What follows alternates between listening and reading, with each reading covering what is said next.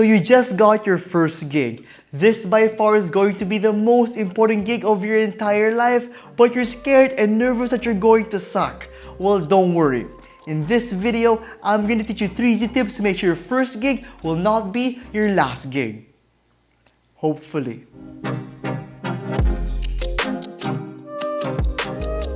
Tip number 1 is to first know what kind of gig you're getting at here. So ask the person who booked you what type of music they want you to play. And if the booker says something vague like house, EDM, hip-hop, top 40, well, try to pry in and ask for specific songs and artists. And in that way, you can better discern the vibe of music they want. And speaking of vibe, know what time you're going to play.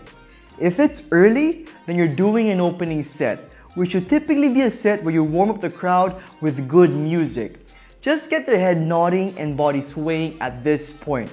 If you're playing the prime time set, which is typically later during the night, then it'll be time to play more well-known songs that'll make the crowd dance. But if you're playing really late into the night or playing till closing, then try to keep up with the vibe and momentum of the prime time set. So just keep the crowd happy and on the dance floor.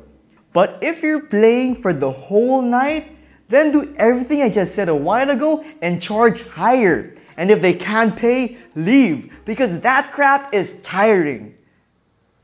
Just kidding. It's your first gig, so you're really gonna get abused. Get used to it, kid. And don't worry, we all go through these gigs, paid and unpaid. Most of the time, unpaid. Tip number 2, download and prepare your tracks. Now that you know what kind of DJ set the booker wants you to play, it's time to prepare accordingly. So search up those songs and artists and find similar artists and similar songs. I usually do this through searching music websites and checking out their charts, and also through just browsing around YouTube and Spotify. And you may now be wondering how to actually download those songs. Well, when I started out, I simply ripped them from YouTube, and I don't suggest you do that now. I would rather have you join DJ record pools like BPM Supreme and DJ City, to name a few. There you can download almost any track legally. Now, after you download all your songs, put them into one playlist and make sure to analyze all of them. This will ensure that all your tracks will be loaded quickly and efficiently when you select and play them. So here's how to do just that on Serato. And on Rekordbox DJ,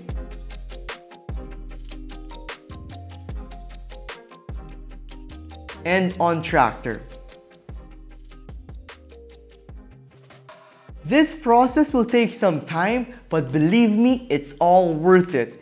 When you're DJing in front of an audience, having the right songs available to you at the right time is extremely crucial, and loading them and having them be analyzed as you're trying to play them is such a hassle. Skip that step because you're a professional.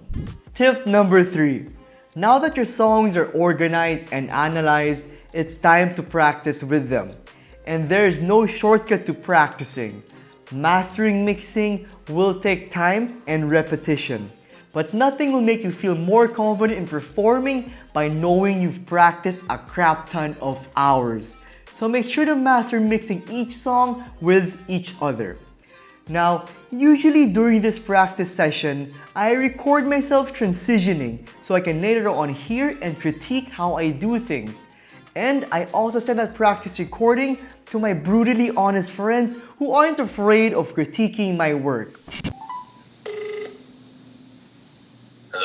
Hey Miguel, how was my mix? Oh my god, that was the worst thing I've ever heard. That piece of garbage, that hot, stinking pile of garbage. Who the heck plays Barbie Girl, man? That is absolutely uncalled for. Don't you ever talk to me again about that. Ever. Get out. Thank you. Feedback may hurt, but feedback will make you better as long as you're open to criticism and becoming a better DJ and person. Bonus tip, which is actually the most important one. Now, what I hate about new DJs when they play is how uncomfortable and awkward they look when they're DJing. They're just standing still and playing music, and it looks so lifeless and robotic to me. And if I was a booker or event attendant of the party, I would be pretty turned off. A DJ is supposed to be the life of the party, the orchestrator, the director, the body shaker, and the backbreaker. How is one person supposed to have a good time if the person playing the music isn't having a good time? So, for your first gig, please loosen up and actually try to have fun when you DJ.